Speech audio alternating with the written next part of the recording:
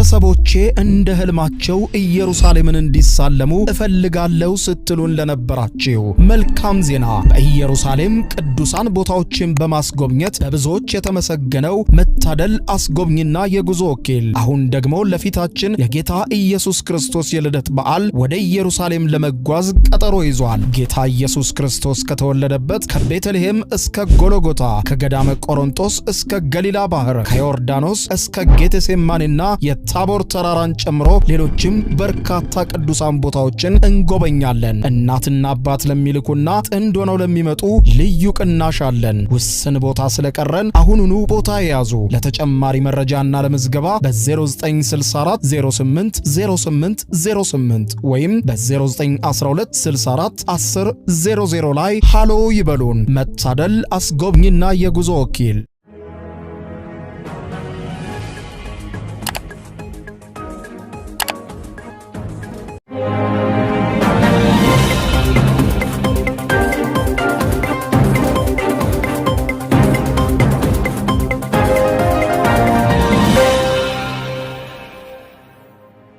ተናስተልኝ ክብራትና ክብራን የዩቲዩብ ቻናል ቤተሰቦች የሰዓቱን 3 አጫጭር መረጃዎች ይዤ ቀርብ ያለው እስከ ፍጻሜ አብራችሁን ቆዩ።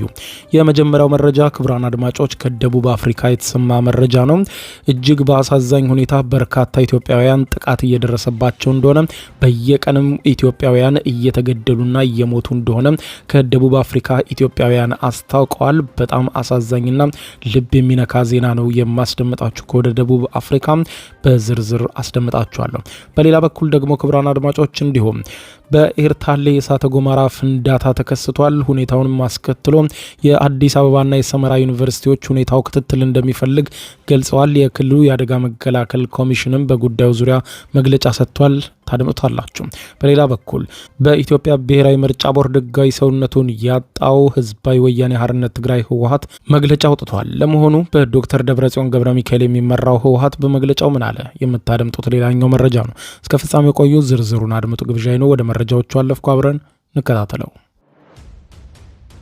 በቅድሚያም በደቡብ አፍሪካ የሚገኙ ኢትዮጵያውያን ጉዳይ ከዕለት ወደ ዕለት እያሳሰበ መሆኑ ተሰማ። በደቡብ አፍሪካ ቁጥራቸው ከ250 ሺህ በላይ የሚሆኑ ኢትዮጵያውያን የሚገኙ ሲሆን ለዓመታት መልካም በሆነ የህዝብ ለህዝብ ግንኙነት ሲኖሩ የቆዩ ቢሆንም ከቅርብ ጊዜ ወዲህ ግን አስጊና ጭካኔ በተሞላበት መልኩ ኢትዮጵያውያንና ኤርትራውያን ላይ ያነጣጠረ ግድያ በደቡብ አፍሪካ እየተፈጸመ እንደሚገኝ በሀገሪቱ ነዋሪ የሆኑ ኢትዮጵያውያን ያስታወቁ ሲሆን ጉዳዩን ለፖሊስ ቢያመለክቱም የህግ አካላትም ለጉዳዩ ተባባሪ መሆናቸውንና እስካሁንም ድረስ ምንም አይነት መፍትሄ ማግኘት አለመቻላቸውን ጠቅሰው በተለይም ደግሞ ከቅርብ ጊዜ ወዲህ ዱዱላ የተባለ ስደተኞችን ጠል የሆነ ስብስብ ስደተኞችን በወረቀታቸው ምክንያት እንዲታሰሩ እንደሚደረግና እስከ 10,000 ራንድ ያህል ድረስ ከፍለው እንደሚለቀቁ ጠቅሶ ጉዳዩን እስከ መንግስታቱ ድርጅት ድረስ ያቀረቡ ቢሆንም መፍትሄ ማግኘት እንዳልቻሉ ያስታወቀው አስቸጋሪ በሚባል ሁኔታ ላይ እንደሚገኝ ሁኔታው አመልክቷል። በርካታ ኢትዮጵያውያንና ኤርትራውያንም በዚህ መልኩ ህይወታቸው እንደጠፋም አመልክተዋል።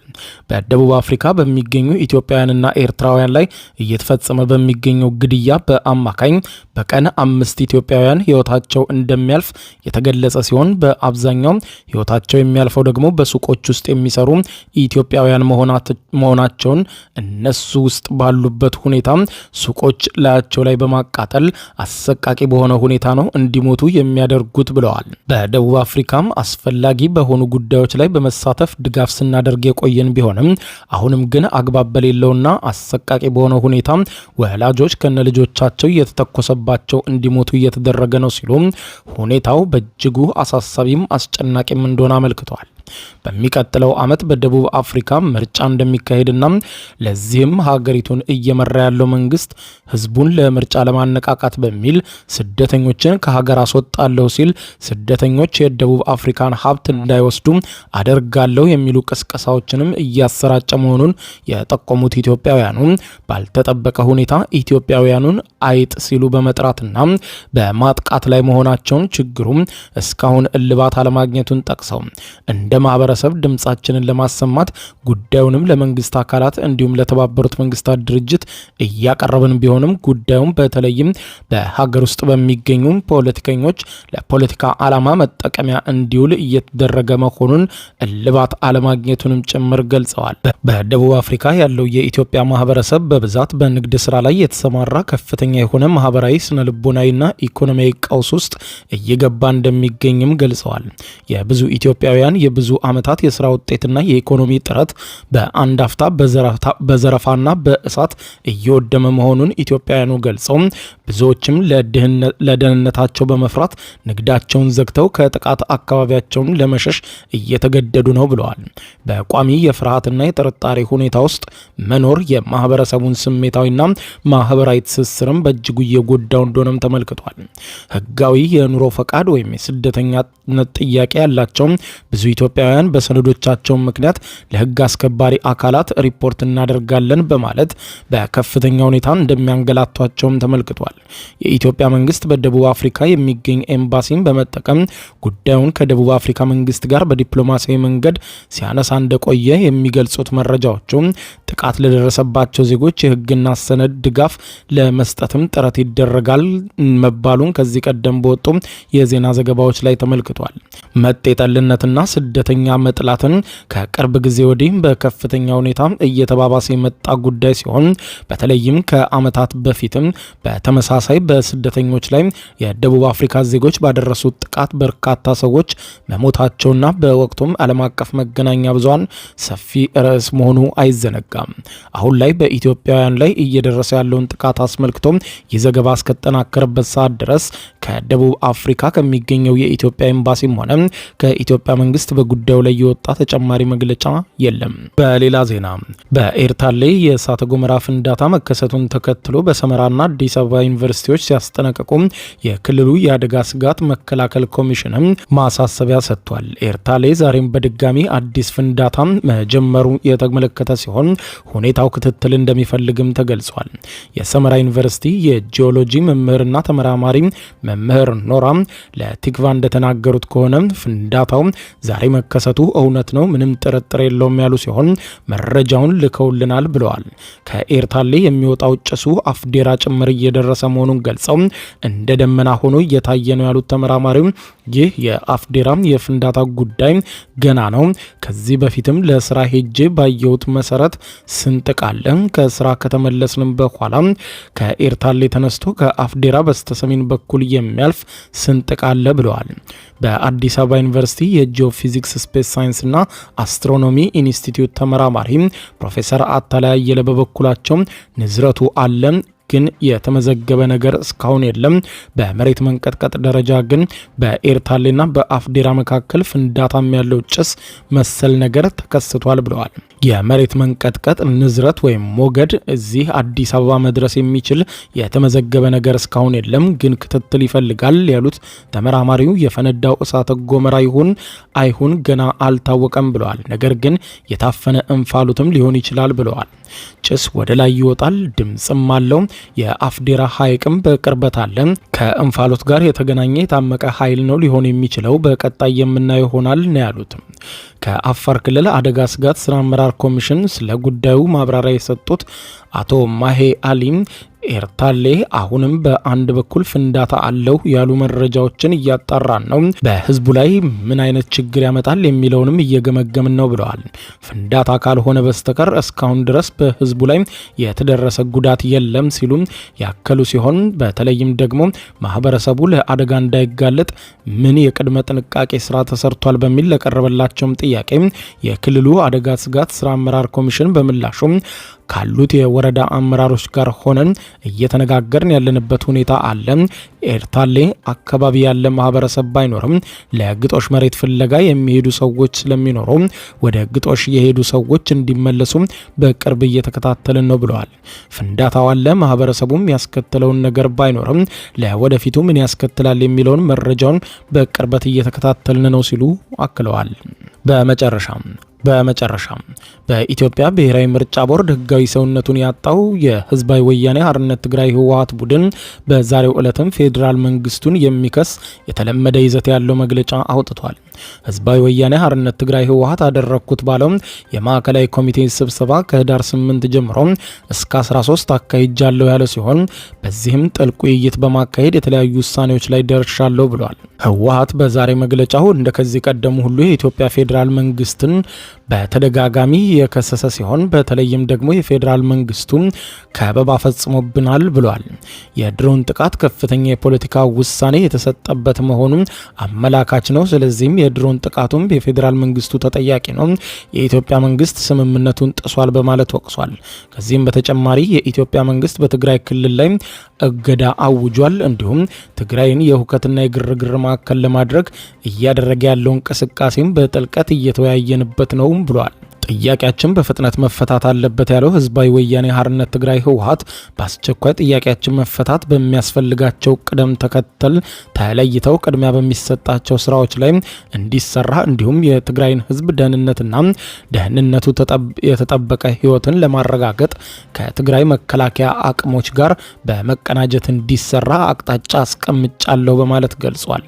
ህዝባዊ ወያኔ ሓርነት ትግራይ ህወሓት የ14ኛውን የህወሓት ድርጅት ጉባኤ ውሳኔዎች አፈጻጸም መሰረት አድርጌ ባካሄድኩት ግምገማ ደግሞ ከጉባኤው በኋላ ድርጅታችን ህወሓት ገጥሞት ከነበረበት መፈራረስ አደጋ ወጥቶ በተሻለ አቋምና ድርጅታዊ አንድነት ላይ እንደሚገኝ ደምድመናል ያለው ህወሓት በብሔራዊ ክህደት ወንጀል የተከሰሰው ቡድን ሆን ብሎ እንዲበታተን ያደረገውን የመከላከል አቅም በማህበረሰብና ጊዜያዊ አስተዳደሩ እንዲስተካከል ህዝባችን በትብብር ያካሄደው ትግል ውጤታማ ሆኗል።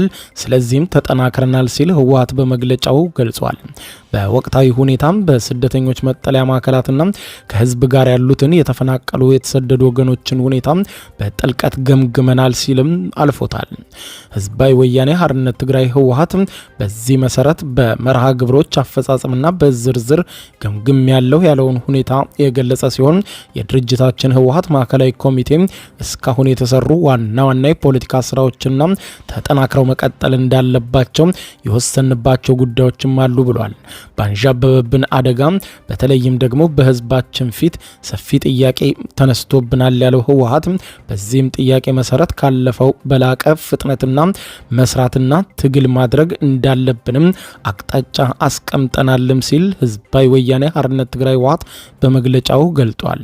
በመጨረሻም በህዝባችን ላይ የሚታዩ ችግሮችም እንዲፈቱ እንፈልጋለን ሲል ህዝባዊ ወያኔ ሓርነት ትግራይ ህወሓት በመግለጫው ደምድሟል። ክቡራን አድማጮች ለሰዓቱ ብታደምጧቸው መልካም ናቸው ያልኳቸው አጫጭር መረጃዎች እነኚህ ናቸው። ከሰዓታት በኋላ በሌላ መረጃ ተመልሰን እስከምንገናኝ በያለንበት የዓለም ዳር ቸር እንቆይ።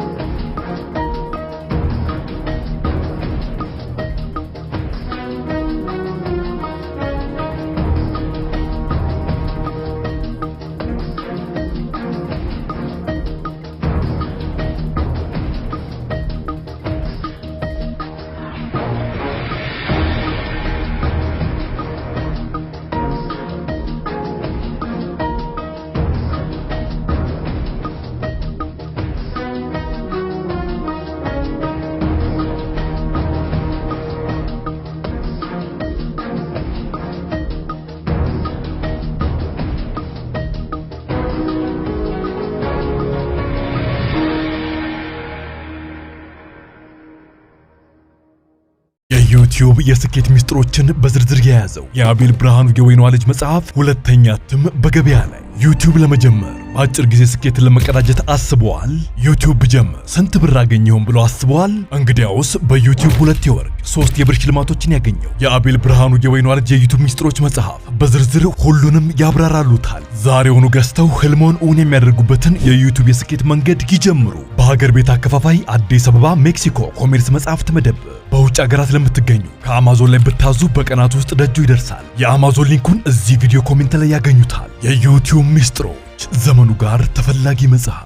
ቤተሰቦቼ እንደ ህልማቸው ኢየሩሳሌምን እንዲሳለሙ እፈልጋለሁ ስትሉን ለነበራችሁ መልካም ዜና። በኢየሩሳሌም ቅዱሳን ቦታዎችን በማስጎብኘት በብዙዎች የተመሰገነው መታደል አስጎብኝና የጉዞ ወኪል አሁን ደግሞ ለፊታችን የጌታ ኢየሱስ ክርስቶስ የልደት በዓል ወደ ኢየሩሳሌም ለመጓዝ ቀጠሮ ይዟል። ጌታ ኢየሱስ ክርስቶስ ከተወለደበት ከቤተልሔም እስከ ጎልጎታ፣ ከገዳመ ቆሮንቶስ እስከ ገሊላ ባህር፣ ከዮርዳኖስ እስከ ጌቴሴማኒና የታቦር ተራራን ጨምሮ ሌሎችም በርካታ ቅዱሳን ቦታዎችን እንጎበኛለን። እናትና አባት ለሚልኩና ጥንድ ሆነው ለሚመጡ ልዩ ቅናሽ አለን። ውስን ቦታ ስለቀረን አሁኑኑ ቦታ ያዙ። ለተጨማሪ መረጃና ለምዝገባ በ0964 08 08 08 ወይም በ0912 64 10 00 ላይ ሃሎ ይበሉን። መታደል አስጎብኝና የጉዞ ወኪል